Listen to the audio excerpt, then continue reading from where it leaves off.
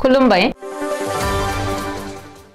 बे समाव बडलेण्ड इंखं टेलिभिजननि स्टुडिय'आव आं मिथिका नार्जारी दिनै मोनाबिलिनि गाहाय रादाबफ्राव दङ 2023 मायथाइनि मोन 6 थुनलाइयारि बान्थाखौ बर' रेबग्रा जथुमा फोसावबाय आलादा बडलेण्ड सोरजिनांगौनि दाबिजों बारग' भलन्टियार्स फर्सआ क'क्राझाराव गोख्रों सोमावसारदों एबसुनि दैदेनगिरिफोरखौ बैसोजों सुनाय जाया हारिनि थाखाय बावसोमनायखौसो नोजोर होनाय जायो बुंदों खनीन्द्र बसुमतारी गुवाहाटी पुलिसआ गं 9 खावनाय बाइक हमदों आसाम सरकारा PMAY 10 नि सिङाव आरोबाव 3 लाख न' होनो गनायथि होबाय जनायाव गिख्रंथाव लामा जाब्रथायजों जायगायावनो सानै सुबुंनि जिउ खहा बाक्सानि सालबारियाव गिख्रंथाव अर खामनाय जाथाय गोबां रांनि खहा 20 नं मटनगुरि बियाबाव बारग' मन्त्रि प्रमिला रानी ब्रह्म प्रमद बर'नि दैदेननायाव बिश्वनाथआव हानि जेंनाखौ लानानै सावरायनाय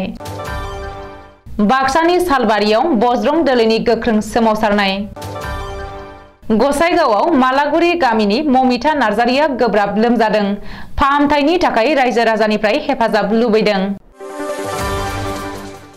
दानिया फैदो आबुं रादाबाव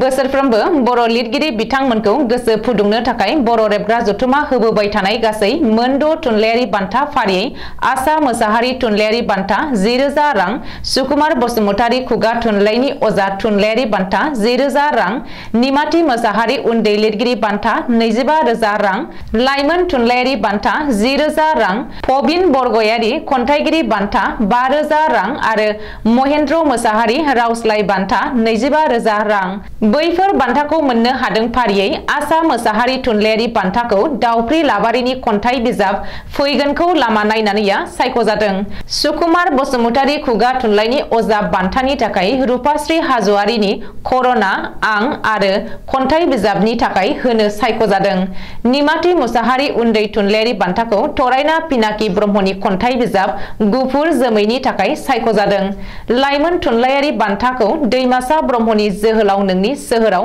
खन्थाइ बिजाबनि थाखाय सायख'जादों पबिन बरगयारि खन्थाइ बिजाबखौ राकेब बसुमतारीनि गोमानाय सोदोबनि देंखोआ सायख'जादों महेन्द्र मोसाहारि फोरोंगिरि रावस्लाय थुनलाइयारि बान्थाखौ अम्बिका गिरि हाज'वारिनि रावस्लायनाय सान्तनु फोलेरनि फिसाज्ला पुरबी बरमुदै बिजाबा सायख'जादों बर' रेबग्रा जथुमा बे बान्थाखौ फैगौ 2023 मायथाइनि मार्च दाननि 20 खालाराव बरपेटा जिल्लानि BH कलेजाव खुंजानो गोनां बिजाब मेला जाय बिजाब मेलाया नेशनेल बुक ट्रास्ट इन्डिया आरो बर' रेबग्रा जथुमजों जथायै खुंजागोन बै सानखालिनो मोनसे थुनलाइयारि हाबाफारिनि गेजेरजों गथायगोन होननानै मिथिहोदों जायफोरा बान्थानि थाखाय सायख'जादों बिसोर गावबा गावनि बाय'डाटाखौ बर' रेबग्रा जथुमनो फैगौ 31 जानुवारिनि गेजेरावनो दैथायहरनो खावलायदों बर' रेबग्रा जथुमा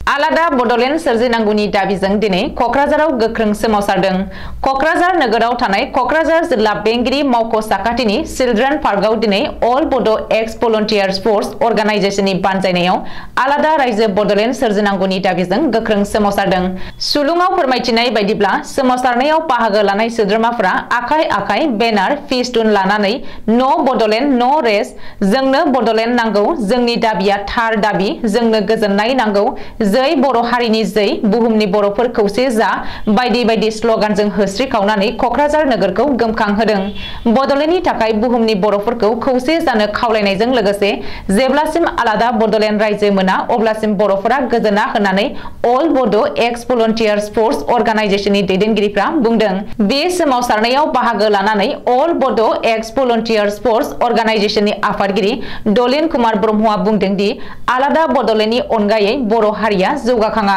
बोराय बैसोनि समावबो आलादा बडलेण्डनि थाखाय सोमावसारनो गोनां जादों BSc BTC आरो BTR गोरोबथाया बर'फोरनि गांनाय उखैनायखौ सुफुंनो हायाखै BTR गोरोबथानि उनाव बर'फोरनि मोनथाया गोमासिनदों बेनिखायनो जायखिजाया जाहोनाव आसामनिफ्राय बुखावनानै बडलेण्ड सोरजिनांगौ संकसनिफ्राय सौदियासिम मोनाब्ला बर'फोरा गोजोना होननानैबो दाबि खालामदों बबेखानि BTR गोरोबथाया गोजोनथाव नङा बर'फोरखौ फोजोबस्रांनो सोलो बाहायदों बडलेण्डनि सिमां सिमाङा जाफुंसाराखैसै बेनिखायनो बड'लेण्ड सोरजिया गमायनि सोमावसारलांबाय थागोन होननानै अल बड' एक्स भलन्टियार फर्स अर्गानाइजेशननि मावफुं आफादगिरिया बुंदों।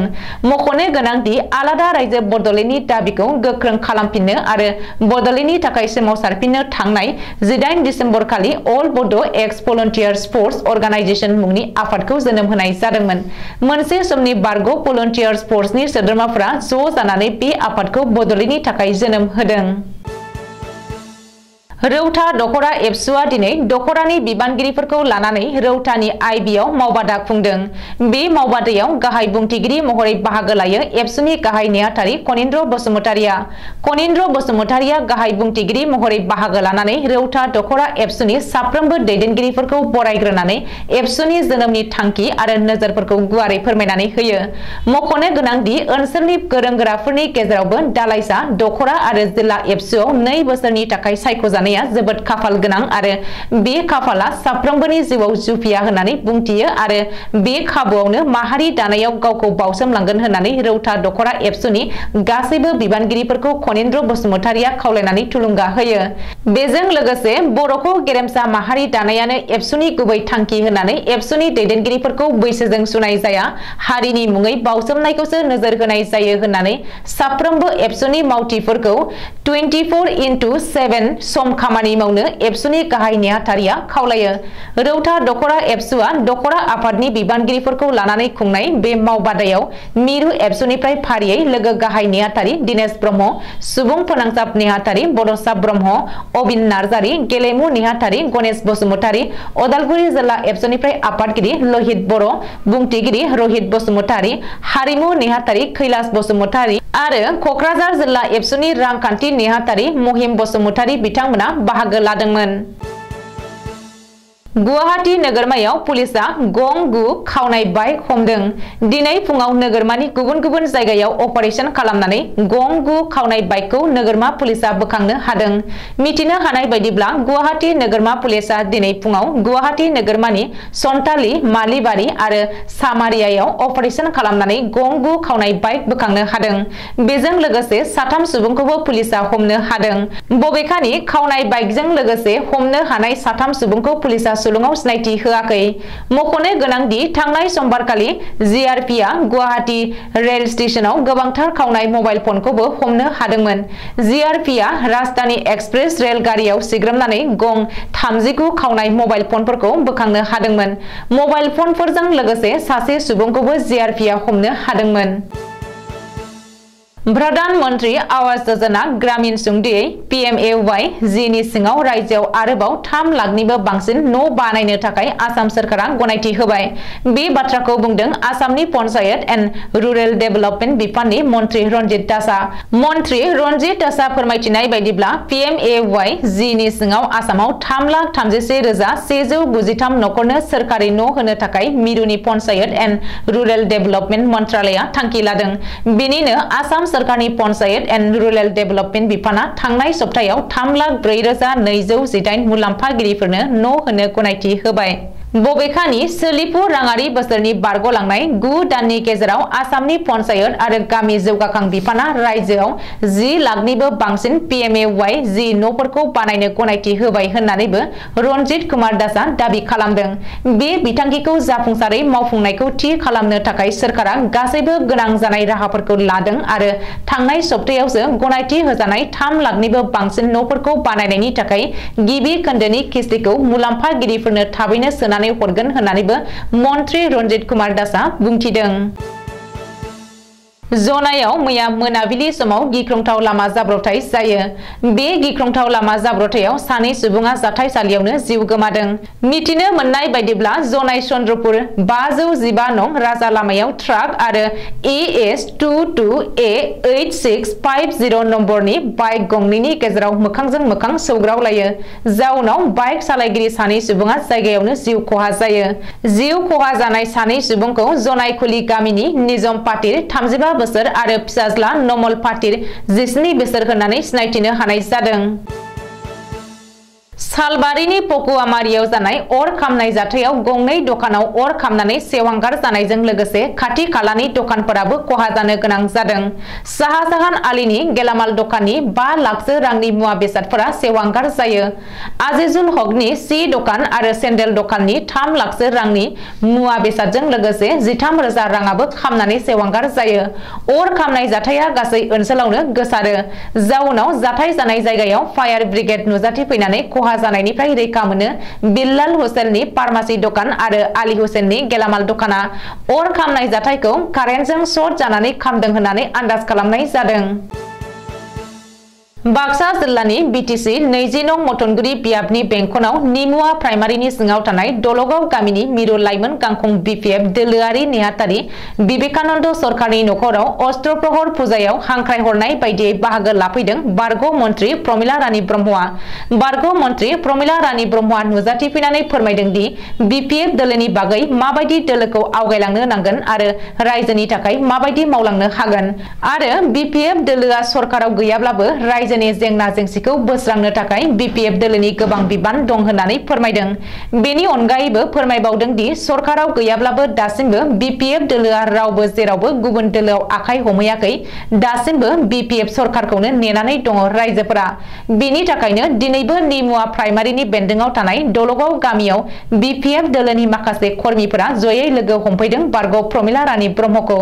लोगोसे सालबारि जिल्ला बिपिएफ दोलोनि नेहाथारि प्रवीण दास, मटनगुरि ब्लक कमिटि बिपिएफनि आफादगिरि अमर सिंह बसुमतारी, सालबारि जिल्ला कमिटि बिपिएफ माइनरिटि सेलनि गाहाय नेहाथारि आजाहार आली, मटनगुरि ब्लक कमिटि बिपिएफनि गाहाय नेहाथारि आबुल कालाम आजाद, उत्तर हावली प्राइमारि कमिटि बिपिएफनि मैखोम दैदेनगिरि हरेन स्वर्गियारिजों लोगोसे गोबां बिपिएफ दोलोनि मावथिफोरा बाहागो लाफैदों। बिटिआरनि मावफुं सोद्रोमा प्रमद बर'नि मासि दैदेननायाव बिश्वनाथ जिल्लानि गोजाम जिल्ला बेंगिरिनि मावख'आव थानाय कनफारेन्स हलाव बृहस्पतिबारखालि हा-हुनि जेंनाखौ लानानै मोनसे मेहेरगोनां सावरायमेल जानानै थाङो। बे सावरायनायाव बाहागो लादोंमोन बिश्वनाथ जिल्लानि 3 एमएलए, सनितपुर आरो बिश्वनाथनि 2 जिल्ला बेंगिरि, मिरु एबसुनि दैदेनगिरिफोर, सनितपुर जिल्ला आरो बिश्वनाथनि जिल्ला दुलाराय बर' फरायसा आफादनि बिबानगिरिफोर, बिबानाव थानाय गोबां मावख'गिरिफोर, गहपुर जिल्ला ट्राइबेल संघनि दैदेनगिरि आरो माखासे रायजो राजाफोरा बाहागो लायो। बाक्सा जिल्लानि सालबारि बाजाराव राष्ट्रीय बजरंग दलोनि बजालि जिल्ला कमिटिया गोख्रों सोमावसारदों। मख'नो गोनां दि करीमगन्जआव हिन्दु लाइमोन मावथि सम्पु खैरीनि बुथारनाय जाथायनि हेंथायै सोमावसारदों बजरंग दलोआ। आखाइ आखाइ बेनार प्लेकार्ड लानानै जिहादी मुर्दाबाद, हिन्दु बुथारनायखौ बन्द खालामनांगौ बायदि स्लगान होनानै सोमावसारदों राष्ट्रीय बजरंग दलोआ। सम्पु खैरीखौ बुथारग्रा सुबुंखौ फासि होनांगौनि दाबि आरो सम्पु खैरीनि नखरनो 50 लाख रां खहा सुफुंनायनि दाबि खालामदों। बुथारनायनि हेंथायै बजरंग दलोआ एनआईएनि हेफाजाबजों नायबिजिरनो थाखाय जिल्ला बेंगिरिनि हेफाजाबजों गिबि मन्थ्रिनिसिम गांसे आर'जलाइ गथायो। कक्राझार जिल्लानि सिङाव थानाय गसाइगाव मालागुरि गामिनि थागिबि ममिता नार्जारिया गोब्राब लोमजानाय बेरामजों नाख्रेबजानानै दङ। आथिखालाव गुवाहाटीनि खानापारायाव थानाय हेल्थ सिटी हस्पिटालनि आईसीयू रुमाव फाहामथाय लागासिनो दङ। उन्दै समावनो बिमा गोमाजानाय आरो बिनि आंगो बिफायाबो दासान्दि गोब्राब लोमजानानै रांखावरिनि आंखालाव न'आवनो गोग्लैसोनानै दङ। बेनिखायनो ममितानि देहाखौ मोजां फाहामथाय होनो बिटिआर सरकार एबा बिटिआरनि सावस्रि बिफाननि मावफुं सोद्रोमा अरूप कुमार देजों लोगोसे सुबुं अनफावरि रायजो राजाफोरखौ मदद हरनो थाखाय नखरनिया गुरैयै खावलायदों। गोसो गुदुंफोरा गाहायाव होनाय बेंक एकाउन्ट नाम्बाराव हरनो हागोन होननानै फोरमायथिदों। Account number 351603698826, IFSC code SBIN 00000119, नाम बायजन्ती बसुमतारी। बांसिनै मिथिनो थाखाय गाहायाव होनाय 8099554924 आरो 97078337 जानबुं नाम्बाराव सुलाद लाहरनो हागोन। दिनै मोनाबिलिनि रादाबा एसेनोसै। गोजोन्थों।